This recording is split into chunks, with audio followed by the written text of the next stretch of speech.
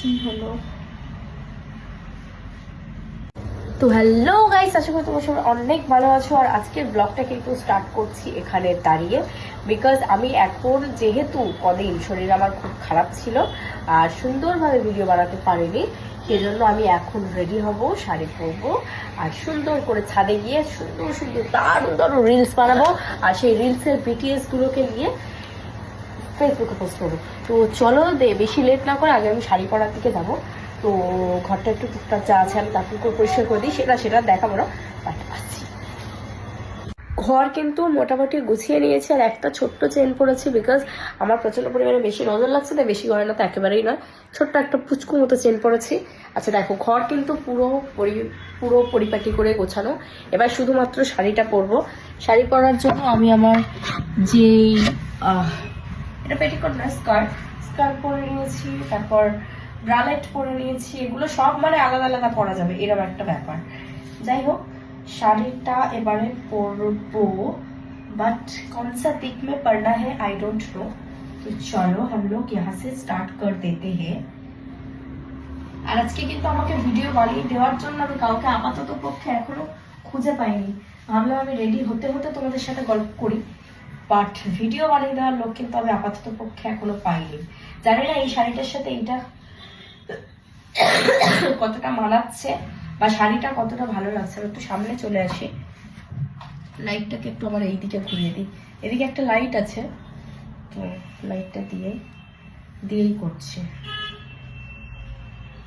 আর YouTube channel, যারা যারা আমার ইউটিউব চ্যানেল ফলো করো না, পায়েল মন্ডল বলে ইউটিউব চ্যানেল আছে, তাড়াতাড়ি গিয়ে ফলো করে ফেলো। এটা হলো মোস্ট মানে ডিস্টার্বিং পার্ট, হলো এই আঁচল বলছে কুচিটা করাটা। আর এই শাড়িটা অনেকদিন পর আমি পরছি, মানে আমি এই শাড়িটা একদিনও পরিনি এখনো পর্যন্ত, আজকেই পরছি। মানে আমি এত রোগা মানুষ, তো আমার মানে কত কুচি দেখবে, যত কুচি দেখবে তত কুচি হবে, চোখে দেখে করতে পারবে না, মানে এত কুচি হবে আমার।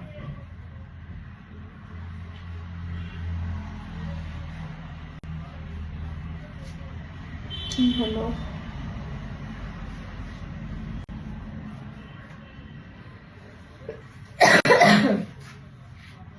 কমপ্লিট।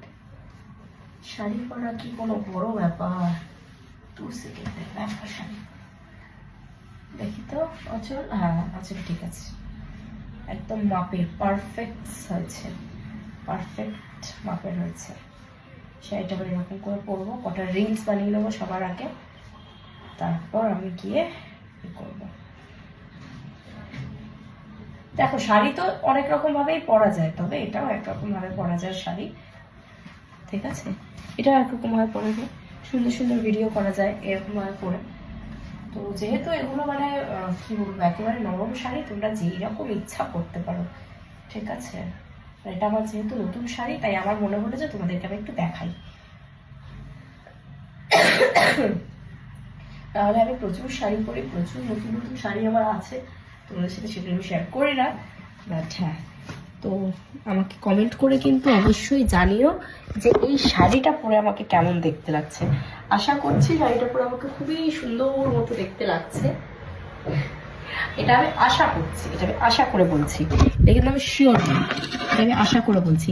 আচ্ছা, শাড়ি তো পরে নিলাম, এর সাথে কি মানে অ্যাক্সেসরিজ কি পরা যায়, ঠিক আছে? অ্যাক্সেসরিজের জন্য আমি তো জানি না, মানে অনেক প্রচুর প্রচুর প্রচুর পরিমাণে আমার কাছে অ্যাক্সেসরিজ আছে, বাট কোনটা পরলে বেশি ভালো লাগবে সেটা তো আমি জানি না, তাই কি পরা যায় বলো দেখি। এই চুড়িগুলো আছে, এইগুলো ঝুমঝুম ঝুমঝুম করে, এই চুড়িগুলো পরা যায়, বাট একদম বাজে লাগবে এই চুড়িগুলো পরে। আমার অ্যাকচুয়ালি চয়েস খুব সিম্পলের মধ্যে, বুঝলে তো, সেজন্য আমি না খুব একটা বেশি ডিপ বা ডার্কের মধ্যে আমি যাই না। এটা ভালো লাগছে কিন্তু এই চুড়িটা, এই দুটো যদি এই হাতে পরে খারাপ লাগবে না ভিডিও করার সময়। যেটা গান বেরিয়েছে কিশোরী কিশোরী, ওই গানটা তো কি ভিডিও করবো ঠাকুর জানে, খুব ভাইরাল হচ্ছে।